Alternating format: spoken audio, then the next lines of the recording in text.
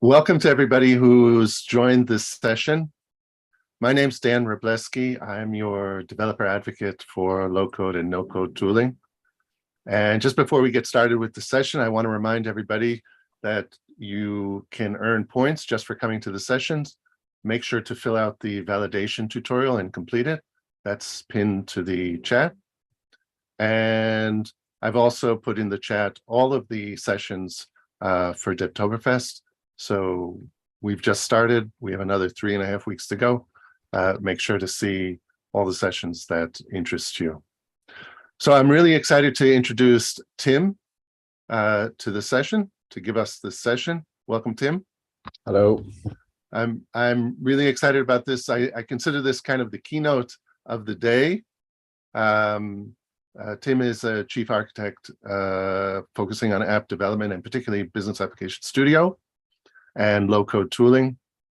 And he's going to show us the advantages of the tooling and how to incorporate that into the regular development flow. So go ahead, Tim. Okay. So you should see my screen, right? Yes, we do. Okay. So don't worry. Just a couple of slides, no marketing, just to set the stage of what I'm going to show you. It's going to be mainly a demo today. So let me introduce what we're going to do here. We are going to build a capital expenditure app, in short, CapEx, using the low-code perspective or the low-code productivity tools in the Business Application Studio. I'm going to say BAS quite a lot, I suppose. What is CapEx about? CapEx is a process. It's about providing budget to buy assets for your company. And this budget is actually relevant for the balance sheet. So, of course, like something like that, you have to get an approval for your managers, right? From your managers. And we will create an application where you can actually create such a CapEx registration that should later be approved, and where you can see a list of all the registrations. So pretty straightforward application. And in order to do that, what we're going to use, as I said before, we're going to use the Business Application Studio, which as such is a tool for professional developers. So it always already had textual editors and a lot of productivity tools beforehand, but lately we've been adding visual tooling so you can go all the way or almost all the way, and you'll see this in the demo. You can create in a matter of minutes a CRUD application, so create, read, update, and delete applications with a Fiori, not only look and feel, but also with the Fiori technology, Fiori elements and UI5 on top of it, and the backend, right? Really easily. But the important thing is, and I will point at that quite a lot, is that you can use this tooling. It's visual tooling, but at any time you can actually switch back to normal code, and it's not just like other tools that then create a huge, let's say, JSON, introduce a new kind of programming model. What we do in the back is we create just the code that you could have written with a textual editor yourself, or, without using BAS, you could have, even done that on a notepad more or less, but it's the same kind of code. And that gives you the chance to actually switch at any time into the code and continue from there when either the tools you feel restrict you, they don't help you enough, and then or you feel there's something it's easier for you to actually advance without the tools, right? Okay, so that's possible at any time. The technologies that this whole thing will be built on, and I have to mention it here already because at the beginning you will not see this in the tool, are the cloud application programming model, in short CAP, that some of you might know, right? Our powerful language to create data models and very easily full-blown OData services in a short time anyway, even if you do it in a textual way, that runs on the BTP. So that's at the center. That will be our backend that will provide the data models for the database.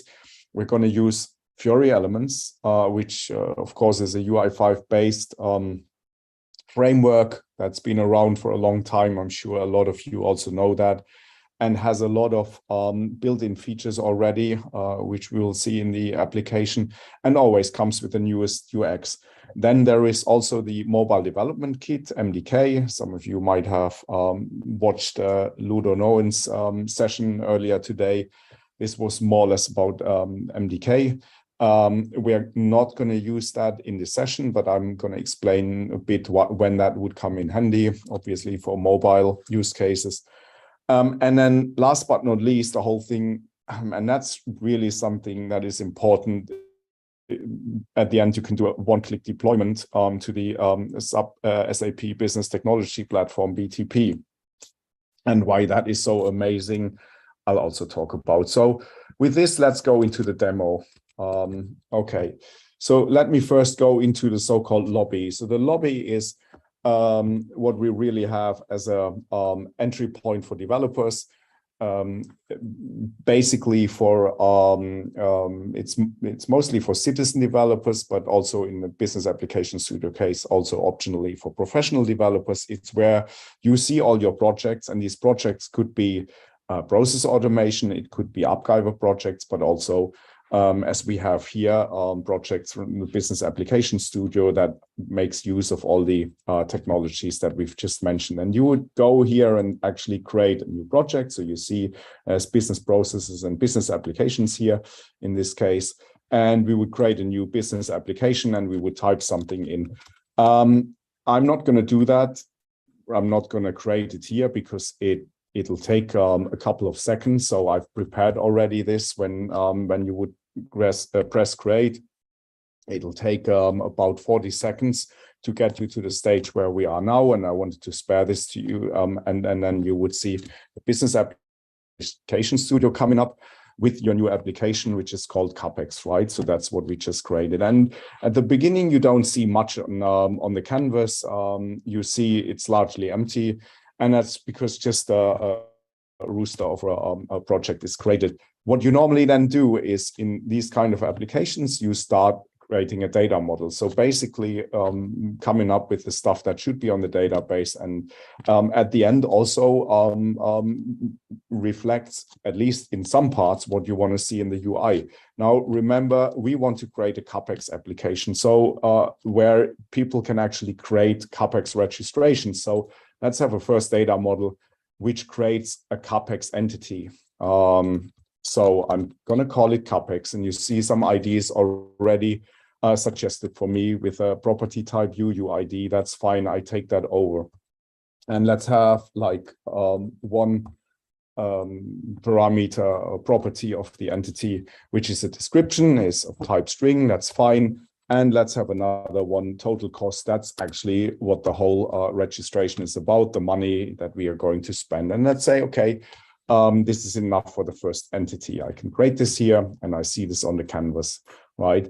Now, to add some more fun, to make it more complicated, I create another entity. Let's say what we want to see on the UI as well is a category. So the user that creates this CapEx request has to come up with a category and has to select a category. And we want to make sure that the category is just a set list of values. No, it's not just text that you can type in, but there is something to choose from. And because of that, we are creating another entity. So this category here, again, an ID was suggested for me.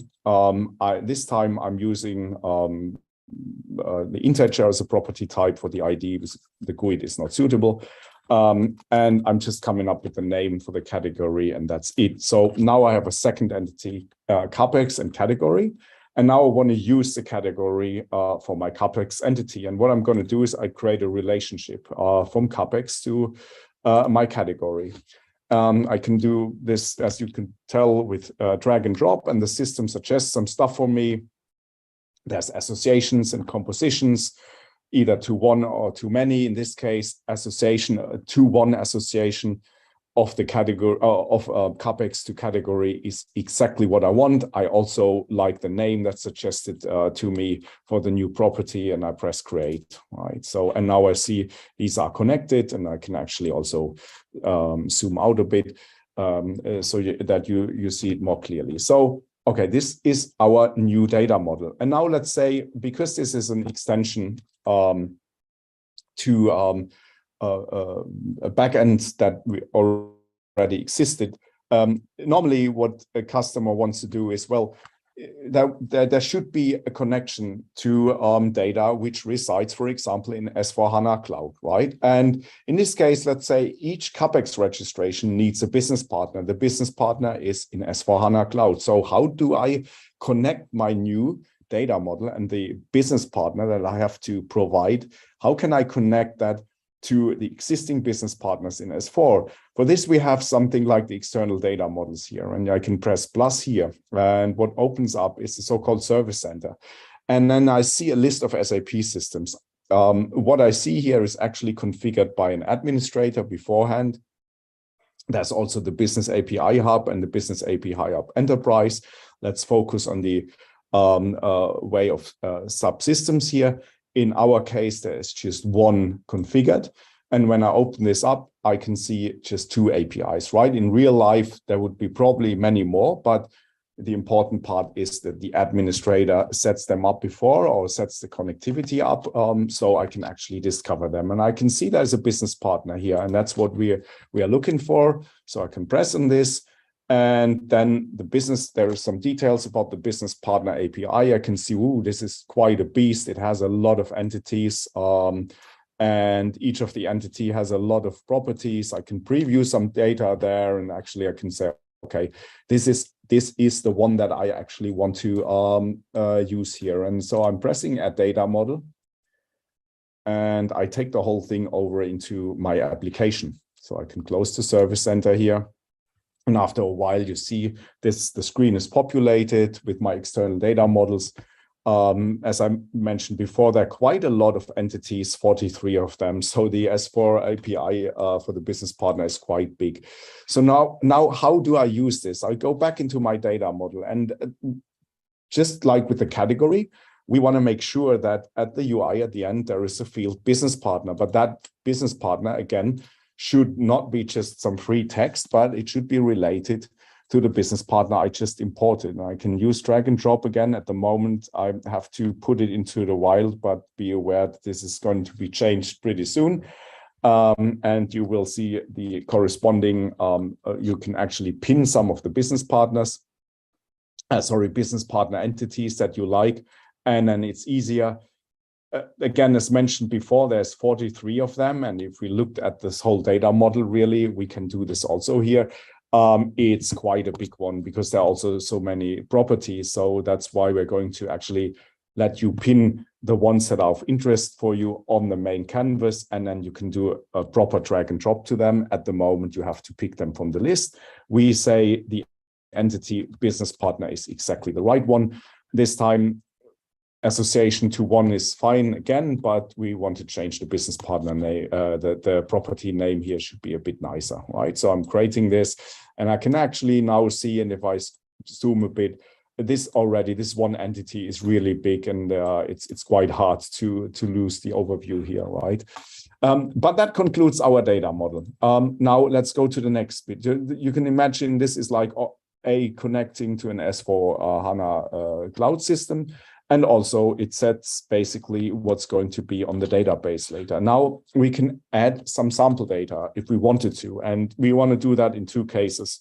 For one, we want to do that for the category, because remember, I said the user should actually only have a set number of categories they can choose from, and it should not be free text. So I'll create 3 of them.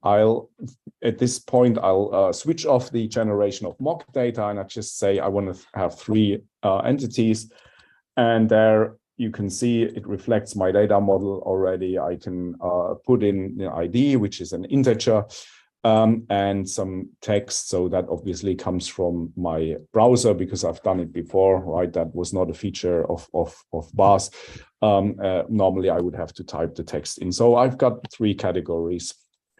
Now, I can also create some sample data where the name applies a bit more than for the categories, because the category, that's not really sample data, strictly speaking. That's actually part of my application, right? It's part of my, also the values are part of my data model.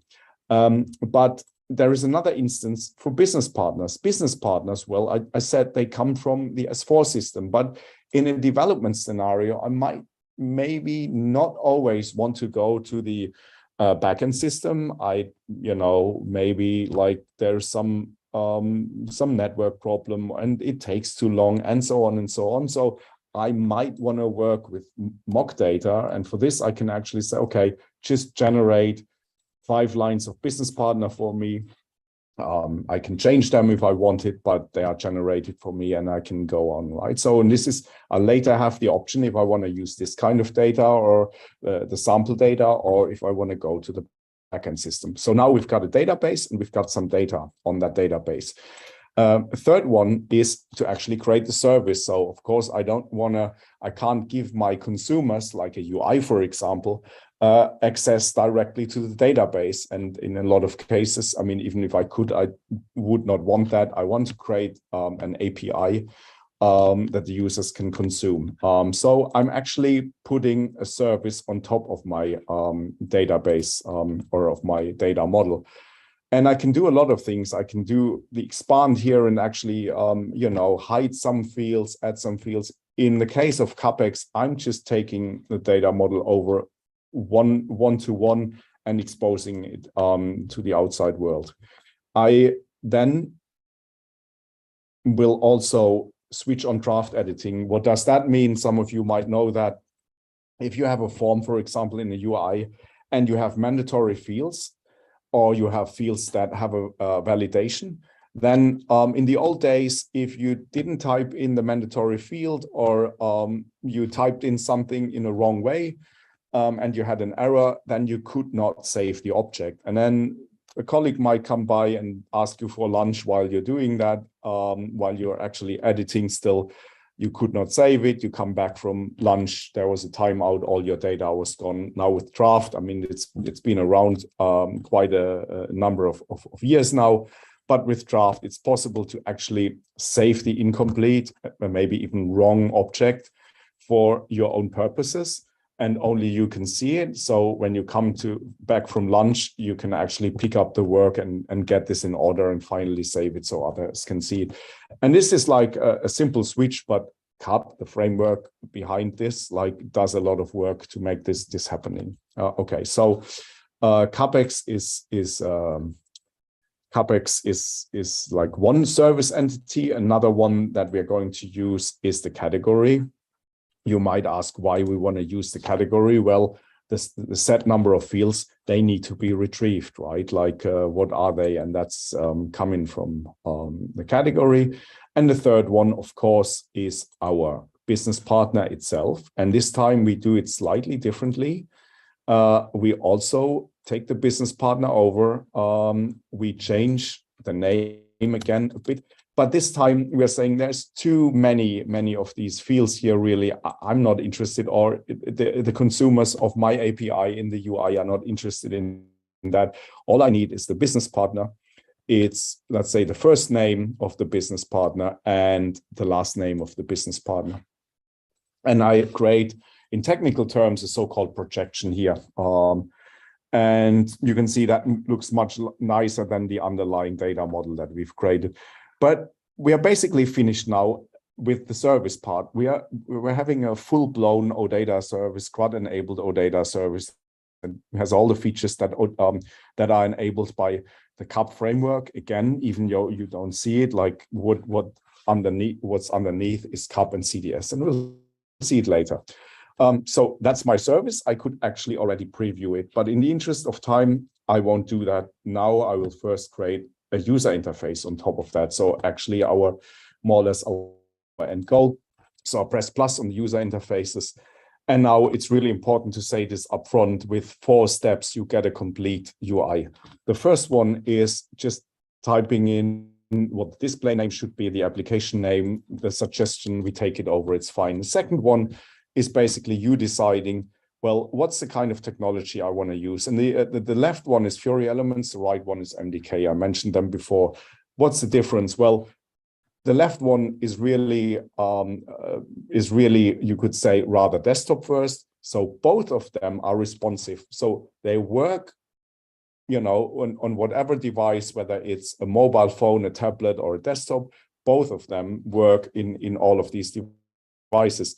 The difference, though, is this is optimized. Fiori Elements is rather optimized for a desktop application. And you can see this in the picture here. You can create huge lists, for example.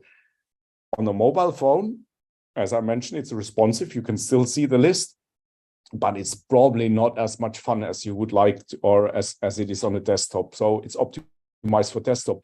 With MDK, it's the other way around. That is optimized for mobile, right? So it also works on a desktop, but you can actually see, well, this originates, like most other applications and most other technologies. It originates from a mobile phone, and you know there could be much more stuff on the screen, right? So, and this is one of the decisions you take here. Another one is for those who are in the know, of course, Fiori Elements is a template kind of referencing, or it's referencing a template, so that if there's a central change, that also affects your application. Whereas in MDK, it's a copy template. So once you've started your application, if someone changes the template, that doesn't affect your application. These are also differences here. We are going for the Fiori Elements one. And again, I've talked a lot now, but we're only at step 2 and we just clicked a bit, right? Step 3 is, well, what kind of template we want to use from Fiori Elements. We want the list report and object page, because remember, we want to create a list of all the CAPEX entries. And we also want to enable the creation of a new CAPEX entry. So we'll take this one, step 3. Step 4 is which of the entities that we just created in the service is the leading one. In our case, of course, it's the CAPEX one, and that's suggested, and we take it over. So basically, we clicked and we took over suggestions in 4 steps on top of our service. And even though I talked a lot, we already at this point have a full-blown backend with a service, right? Like a database, backend with a service, and the front end with a list report and an object page. And while I was talking, the application was generated, and we could now again immediately preview it, the whole application. But let's do some finishing touches first. You can see there's 2 pages. First of all, there's the list report, so the list of CAPEX entries. And I can look at the columns, and you see the system has generated some of the properties there. Actually, it took all the properties where it made sense, apart from one, right, which is the ID. In CAPEX has an ID, and that's a GUID. No one wants to see a GUID on the UI, so it's automatically chucked out. You can change the order of the fields, of course, but what you can also do, you can see here in the case of associations, there are rather ugly labels, so we can change the labels. On the right-hand side, we see some properties, and we can actually here say, well, for the category, we want to see the name, right? Remember, there's an ID and the name. We want to see the name. For the business partner, we also want to change the label, but we are okay with the business partner ID, right? So let's go back in the page map. Let's go to the object page. Let's go to the object page, and the object page, we do a bit more. First of all, we look into what's in the form there, and surprise, surprise, it's the same fields. Again, we don't like the label, but for the category, but we do something more. This time, we actually want to provide a value help, or even better, a drop-down list box, right? So we can actually say, make this a value help, a drop-down list box. Drop-down list box is suggested.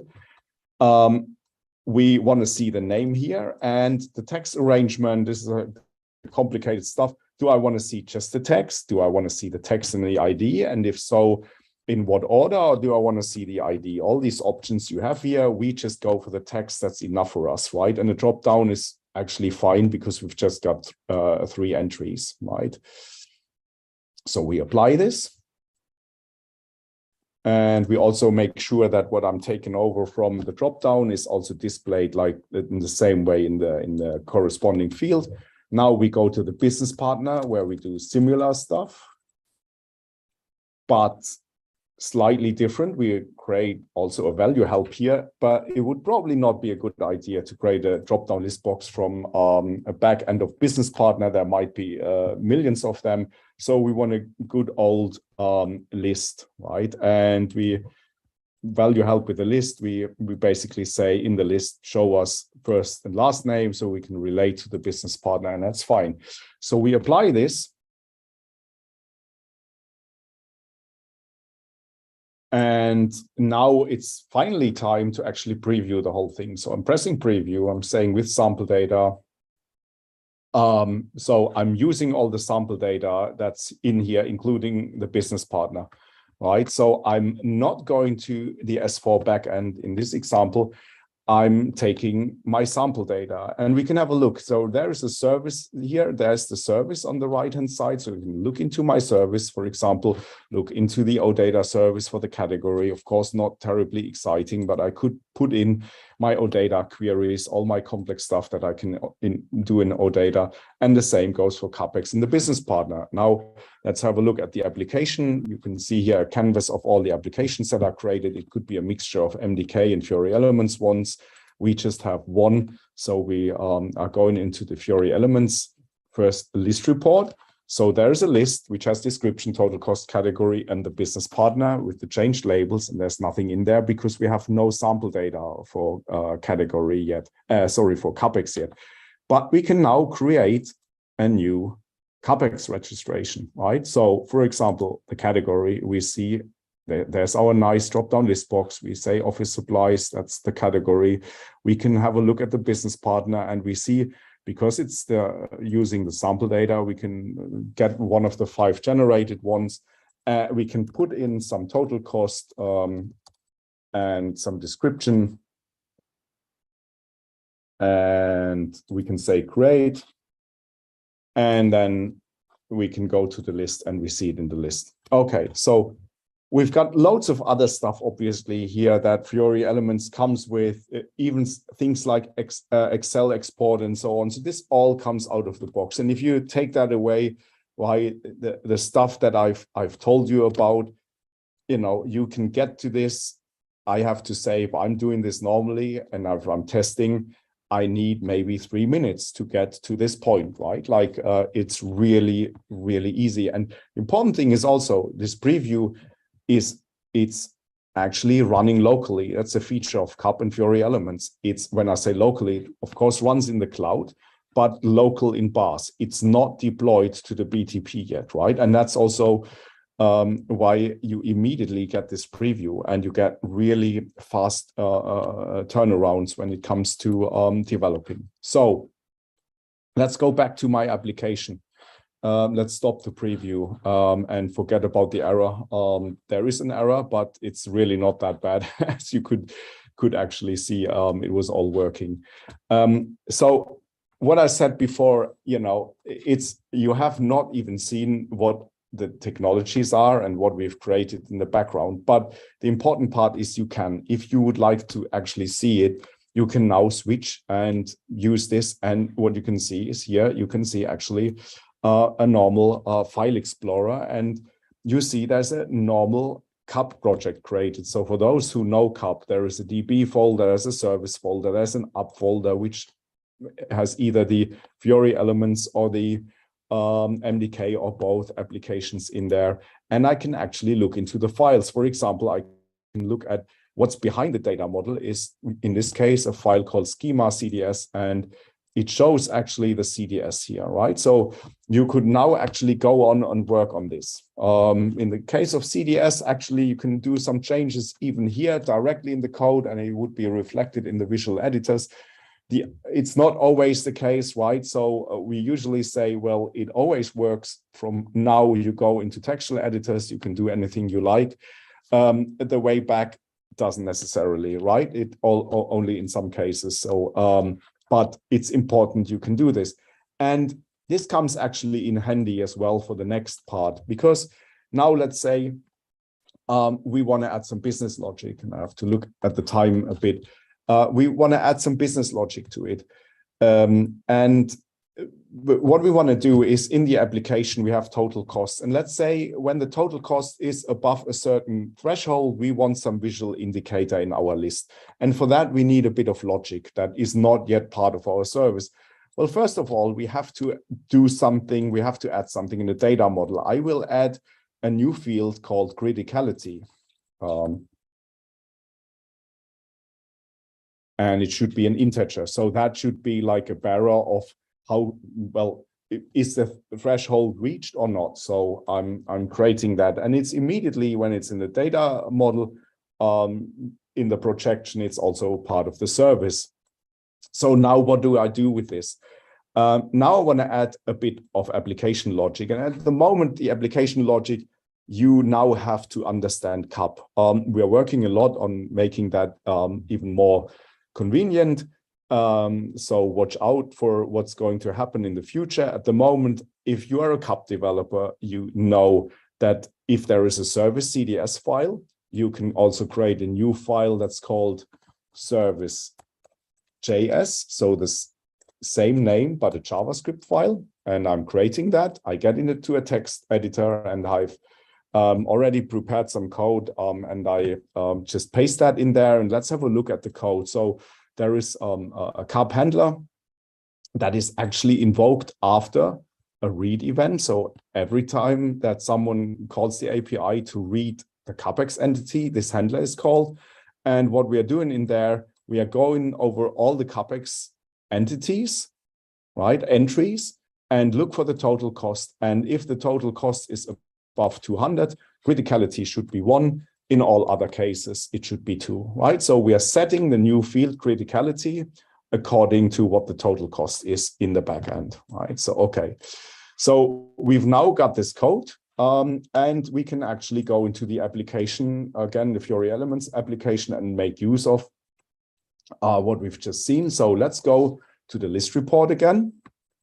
Let's also get rid of the code pane here, so it looks a bit nicer, and we've got some more space. So now we go into the columns, and remember, I want to have an indicator for the total cost, right? If the total cost is above a certain threshold, I want to do something. And Fiori Elements provide something which is called criticality. So I have a setting for criticality. At the moment, it's none, but I can actually bind that against a field or a property in my service. And aptly, this field is also called criticality. It could have any other name, right? I could have called it whatever, for example, and then chosen whatever here.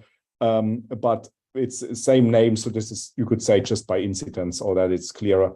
There is also a representation. I can have the criticality with or without an icon. I'm choosing with icon. And now let's go back and have a preview, this time with live data. So let's have a look. Preview comes up. Let's go into the application. And again, create a new entity and have a look into the business partner. And you see there are a number of business partners here. Again, from Fiori Elements, I get all the stuff that I can actually filter, for example, automatically. And I get all the maxes. Let's take one over here. So this really goes to the back end, right? So you see it's not our sample data anymore. It's directly, without you coding anything, it goes to the back end. It has all the connectivity already. The category is there again. And now let's put in total cost. First, let's put in 100. So that's below the threshold. Let's create the entity, and let's go back to the list and go. And there you go. You already see there's a visual indicator. This time it's just a warning because it's criticality 2. Let's do another one and go over the 200 that we said. Let's do it 400. And let's have a test 2. Great. And go back. And you see here is another indicator, right? So in just a couple of minutes, with the, of course, admittedly quite easy business logic, I have this whole application. Now let's go, the last couple of minutes, let's go to the really last bit. Let's say now we are happy with the development of the application, and now we would want to deploy it. So what normally developers in the BTP have to do is they have to create a so-called MTA file now, and it's quite complicated. All the technologies help you a bit with creating it, but the final plumbing, wiring in it is still up to the developer, right? Let's have a look what happens behind the scenes. At the moment, there is, and that's another feature of the whole thing, there is not even an MTA file. It's not there because maybe you never you want to just try out like I in the demo, you don't want to deploy it, and it's not clear where you want to deploy it. In our case, at the moment, what's supported is on BTP to Cloud Foundry. We'll enable Kuma at the later stage. I can now say I want to deploy it. And once I deploy it, I have to log on. And I will log on with my user.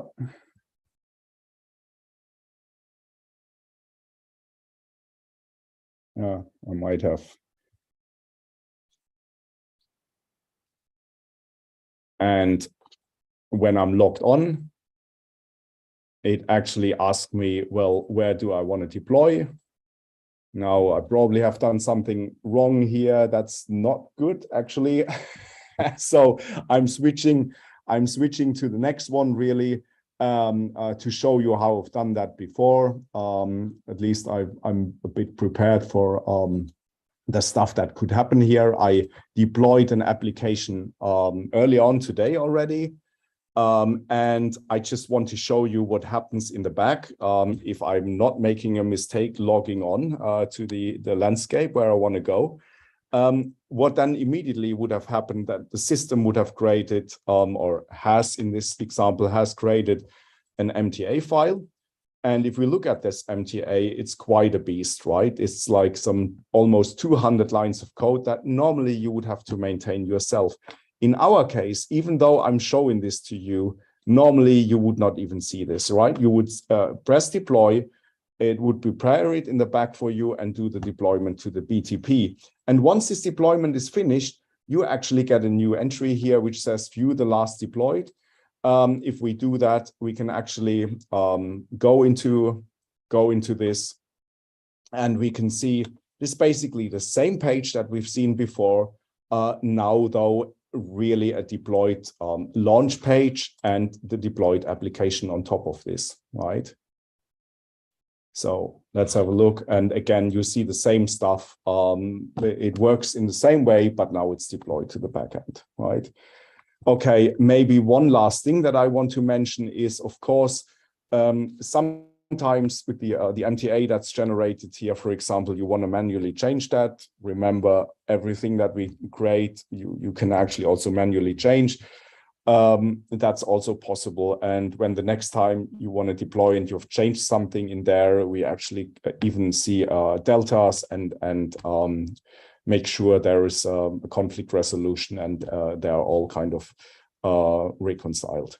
Yeah, that's basically it. I don't want to spend too much more time. I can just tell you there is a couple of things that if you want to do that on trial, you have to do as well.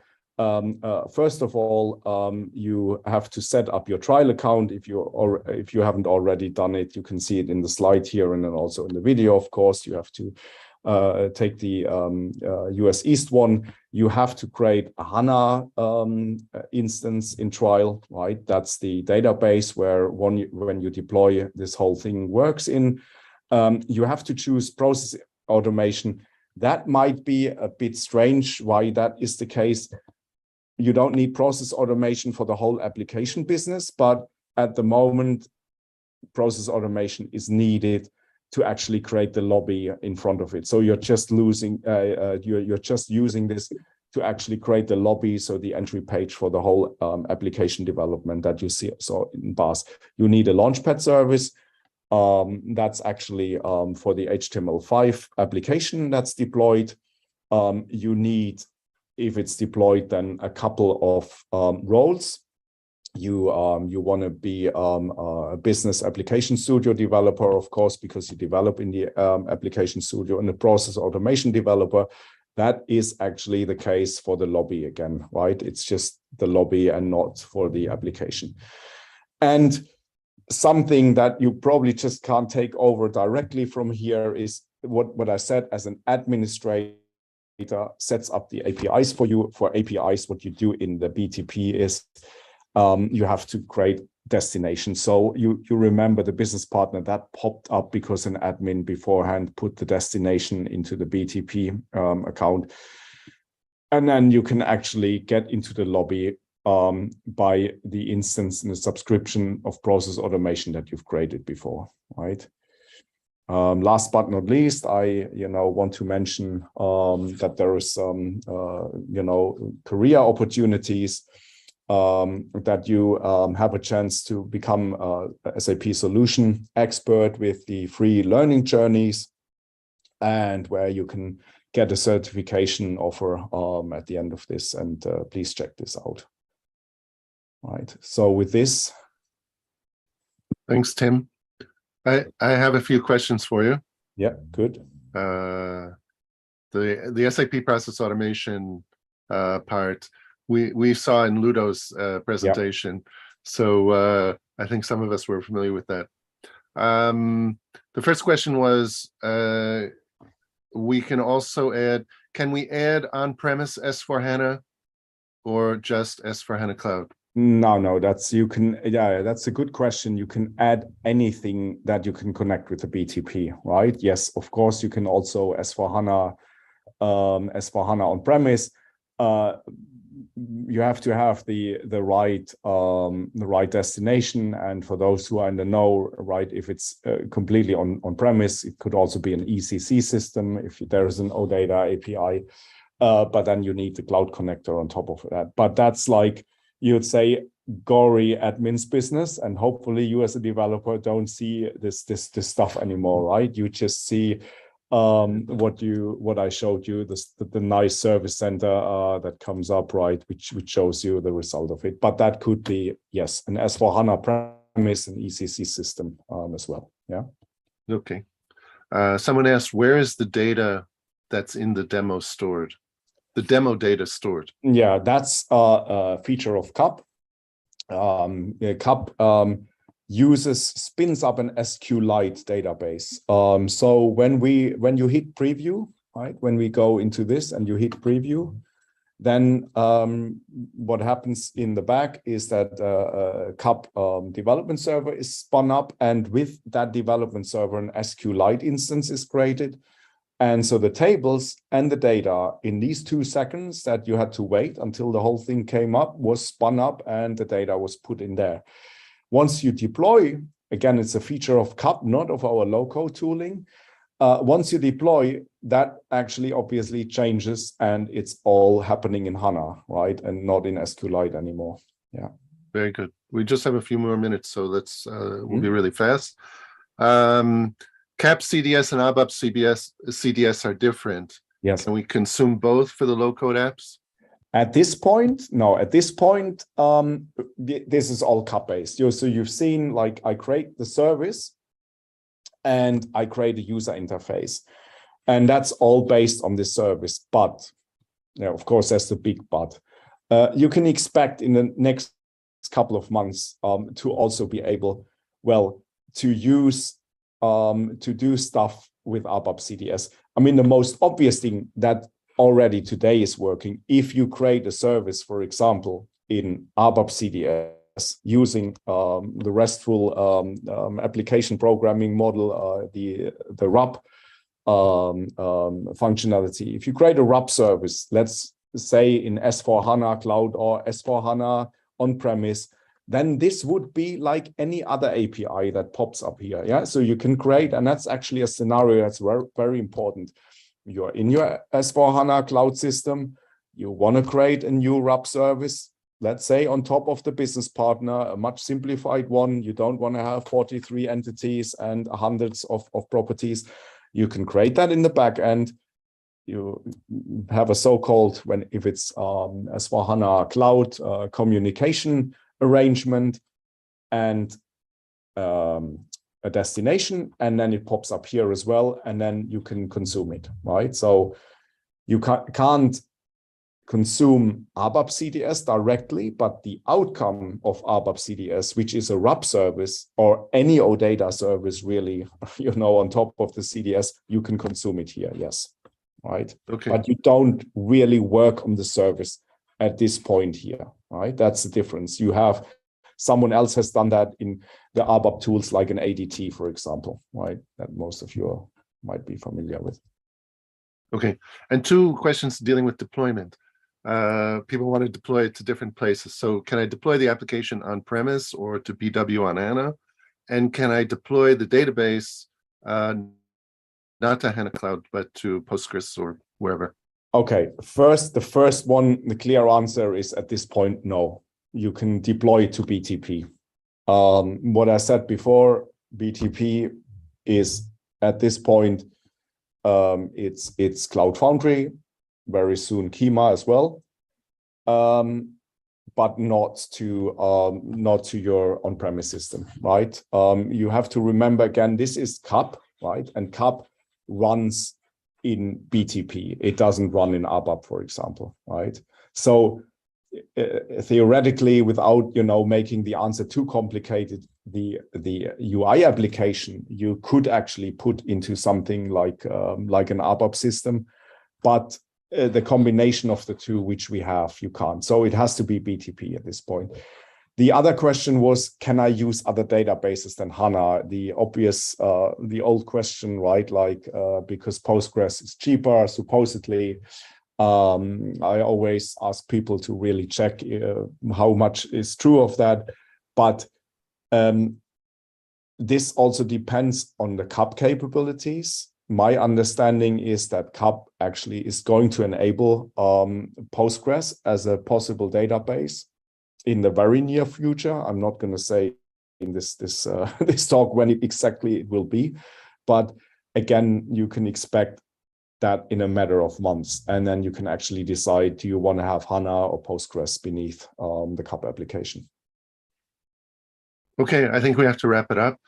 But Tim, that was really, really great to see how all of that works and how I can create the basic application with very little effort and then make modifications afterwards. So anyway, thank you very much for coming. Thanks as well. And thanks everybody for participating, and hope to see you in other sessions as well. Bye-bye. Bye.